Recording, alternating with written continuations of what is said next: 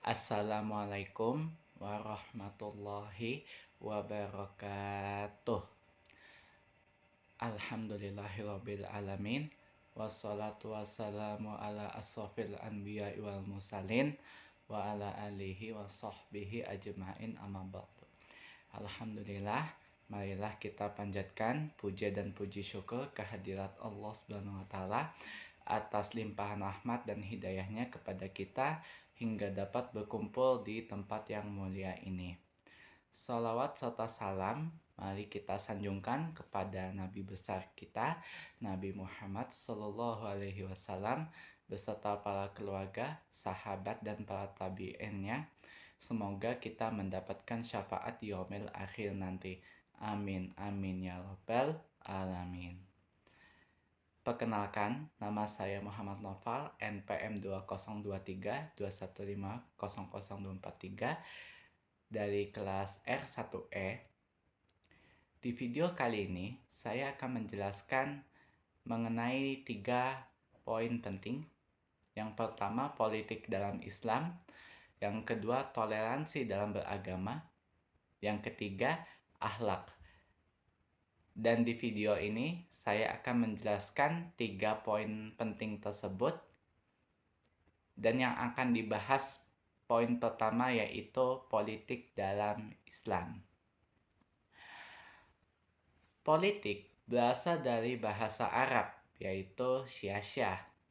Politik juga berasal dari bahasa Inggris yang berarti politics.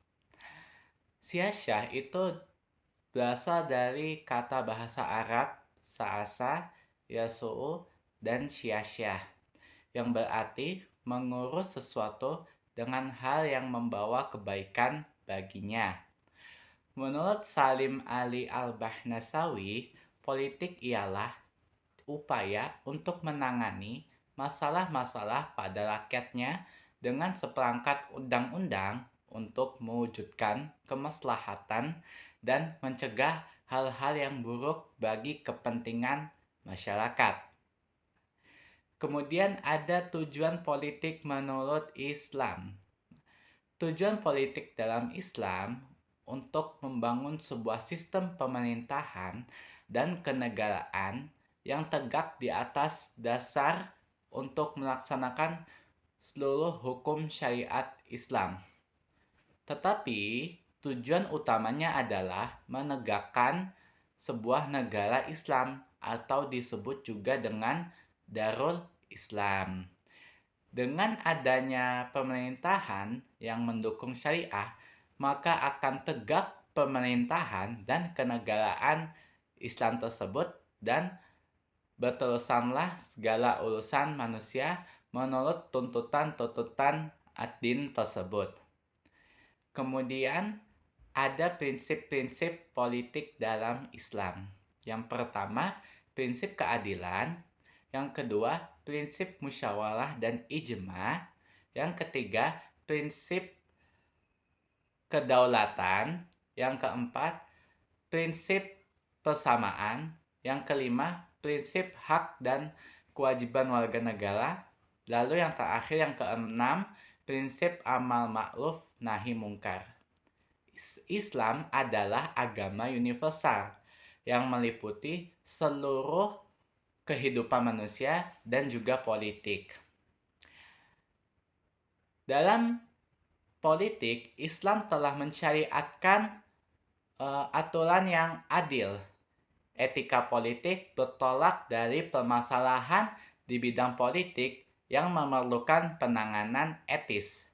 Demokrasi sebagai salah satu pemerintah mengizinkan dan memberikan hak serta kebebasan warga negara untuk berpendapat di bidang pemerintah dalam pengambilan keputusan di pemerintahan.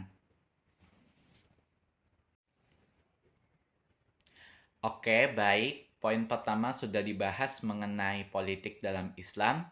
Selanjutnya, poin kedua akan dibahas mengenai toleransi dalam umat beragama.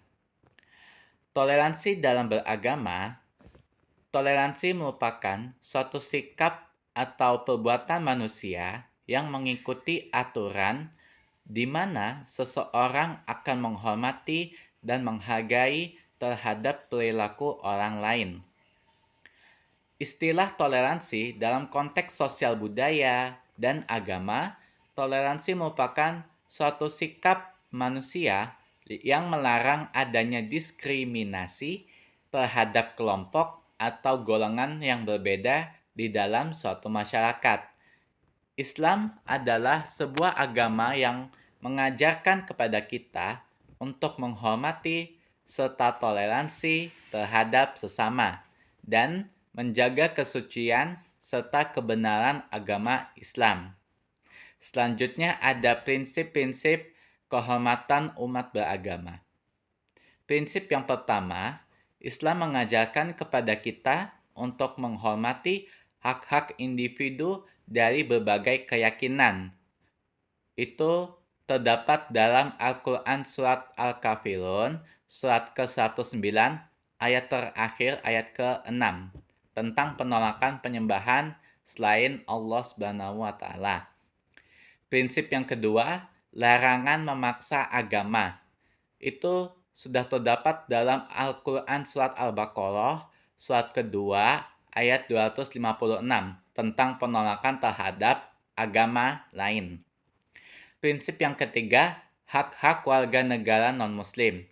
Islam mengajarkan kepada kita untuk menghormati, menghargai perbedaan, dan memberikan kebebasan hak-hak warga negara non-muslim dan warga negara muslim.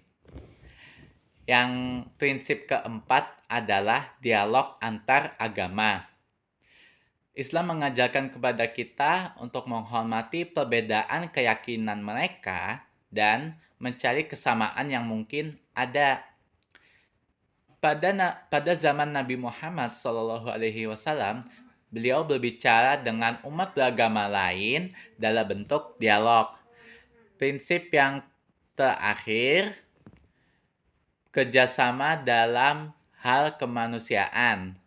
Islam mengajarkan kepada kita untuk bekerja sama dalam hal kemanusiaan walaupun berbeda agama, tetapi kita harus saling tolong-menolong dan saling menghargai. Selanjutnya ada problematika kehidupan umat beragama. Problematikanya adalah 1.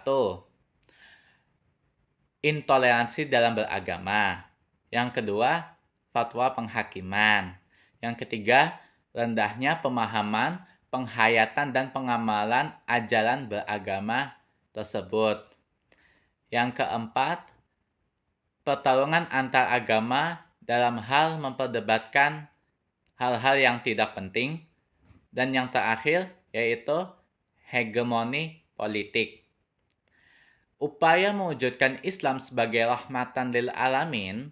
Yang pertama, mewujudkan Islam sebagai mempromosikan perdamaian dan keharmonisan.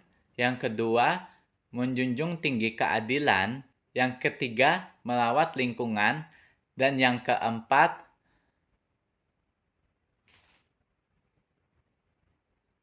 menjaga perbedaan keyakinan mereka. Oke, baik. Poin kedua sudah dibahas mengenai toleransi dalam beragama. Selanjutnya, kita ke poin terakhir, poin ketiga mengenai akhlak. Akhlak, kita bisa mendefinisikan akhlak dengan pendekatan linguistik dan pendekatan terminologi. Jadi ada dua ya teman-teman, pendekatan linguistik, pendekatan kebahasaan, dan pendekatan terminologi, pendekatan istilah. Akhlak berasal dari bahasa Arab yang jamak dari khuluqun, yang berarti tingkah laku, perangai, tabiat, dan perbuatan. Akhlak adalah suatu sifat yang tertanam di dalam jiwa manusia dengan segala perbuatan dan tingkah laku, dan perbuatan dan tingkah laku tersebut dipertanggungjawaban di akhirat kelak oleh Allah Subhanahu wa taala. Kenapa akhlak itu sangat penting, teman-teman? Karena akhlak yang baik di mana seseorang tidak akan melukai atau tidak membuat kerusakan. Dengan akhlak baik itu membuat benteng kehidupan sehari-hari kita, sehingga manusia tidak berdosa.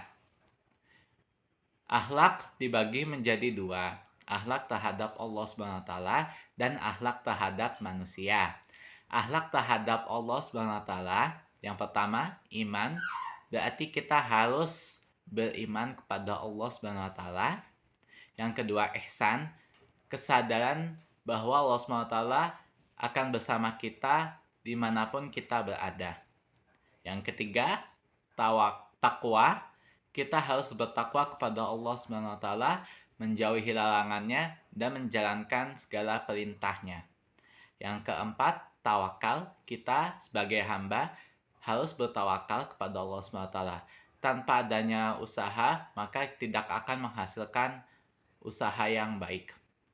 Dan yang terakhir, yang kelima, syukur.